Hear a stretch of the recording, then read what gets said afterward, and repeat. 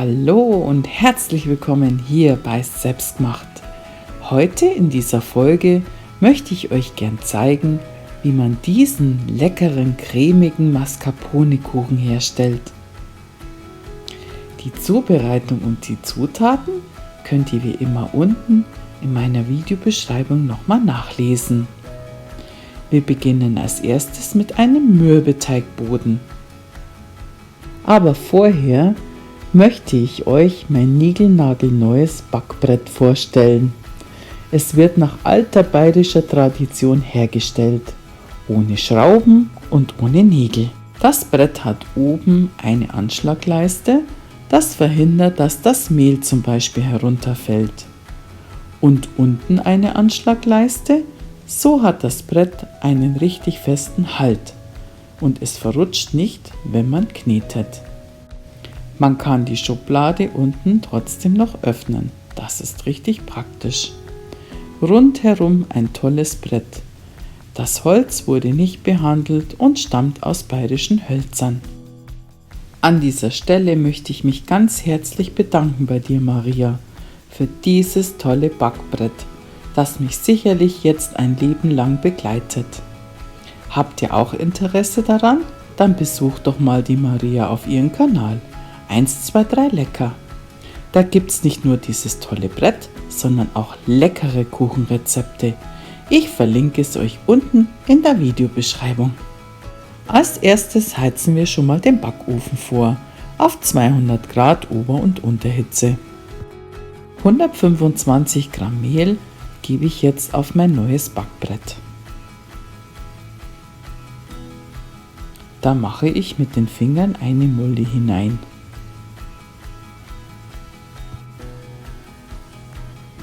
,90 Gramm Butter schneide ich jetzt in kleine Würfel und verteile es ringsherum. Die Butter sollte kalt sein. Dann kommt eine Prise Salz hinzu und ein Teelöffel Zimt. In den Mürbeteig geben wir noch 30 Gramm Zucker hinein. Nun alle Zutaten mit einer Teigkarte von außen nach innen durchhacken, so lange bis sich das Mehl mit dem Butter verbunden hat.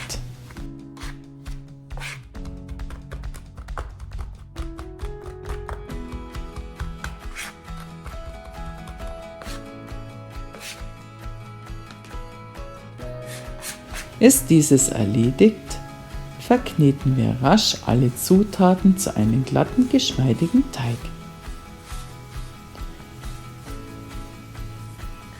Der Mürbeteig ist schnell zusammengeknetet. Durch seine ausgewogenen Zutaten und seinen hohen Fettanteil und seine schnelle Verarbeitung verleiht ihm das seinen mürben Charakter. Den fertigen verkneteten Teig gebe ich jetzt in eine Glasschüssel, decke diese mit einem Teller ab und für 30 Minuten in den Kühlschrank. In der Zwischenzeit richte ich schon mal die Springform her. 26 cm mit Backpapier und die Ränder werden mit Butter eingefettet. Anschließend kommt der Teig in die Springform. Ich drücke diesen einfach mit den Fingern hinein.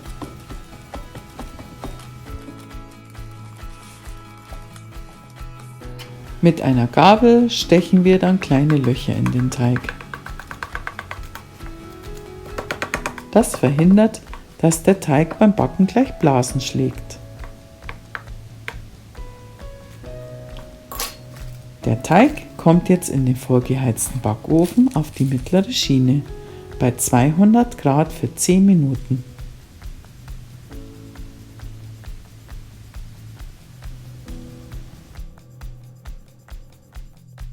In der Zwischenzeit machen wir schon mal die Creme.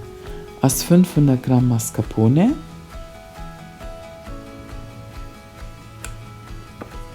und 500 Gramm Magerquark. Ein Tipp: wenn ihr den Becher oben mit einem Messer einstecht, flutscht der Quark einfach so raus. Eine Prise Salz, 170 Gramm Zucker, 4 Esslöffel Sahne,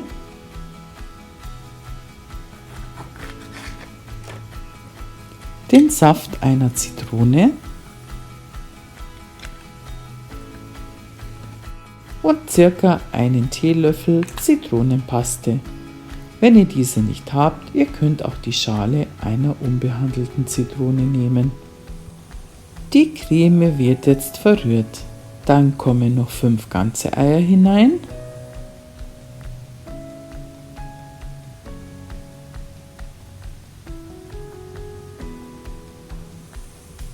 Und 2 Eigelb.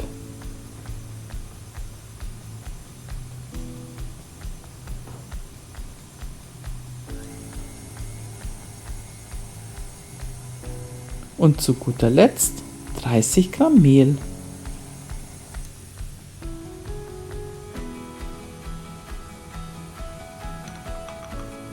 Das Mehl wird jetzt nur noch kurz eingerührt.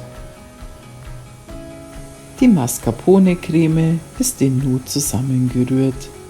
In der Zwischenzeit ist unser Boden schon fertig gebacken. Den holen wir jetzt gleich mal aus dem Ofen heraus. Den gebackenen Boden lassen wir jetzt auskühlen. Und nach dem Auskühlen geben wir unsere Creme darauf. Einfach in der Springform verteilen.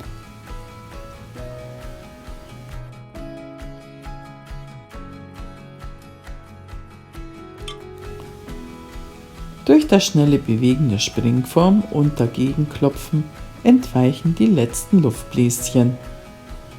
Der Kuchen wird jetzt in dem vorgeheizten Backofen bei 170 Grad Ober- und Unterhitze für 1,5 Stunden gebacken, auf der letzten Schiene. Ich habe noch einen Tipp. Stellt die Fettpfanne darunter, füllt diese mit Wasser, wie auf dem Bild gezeigt. Der Kuchen kommt darüber und durch den Wasserdampf reißt der Kuchen nicht ein. Es klappt wunderbar. Und noch ein Tipp, dass er nicht reißt. So circa nach einer halben Stunde kurz den Kuchen aus dem Ofen nehmen. Einmal mit einem scharfen Messer um den Rand herumschneiden und wieder in den Backofen geben. Nach der Backzeit lassen wir den Kuchen in der Form einmal komplett auskühlen. Danach bestreue ich ihn noch mit 2 Esslöffel Puderzucker. Jetzt zeige ich euch den leckeren Mascarpone-Kuchen von innen. Sieht er nicht cremig und lecker aus? Und er ist überhaupt nicht gerissen. Einfach nur fein. Bist du neu auf meinem Kanal? Würd's mich freuen, wenn du mich kostenlos abonnierst. Wenn ihr mir alle nett kommentiert und mir einen Daumen hoch hinterlässt. Vielen Dank dafür. Habt ihr Lust noch auf weitere Rezepte? Dann stöbert mal. Da gibt es zum Beispiel einen Kirschrahmkuchen oder was Deftiges, selbstgemachte Pfefferbeißer. Dann bis zum nächsten Mal hier bei Selbstgemacht. Servus!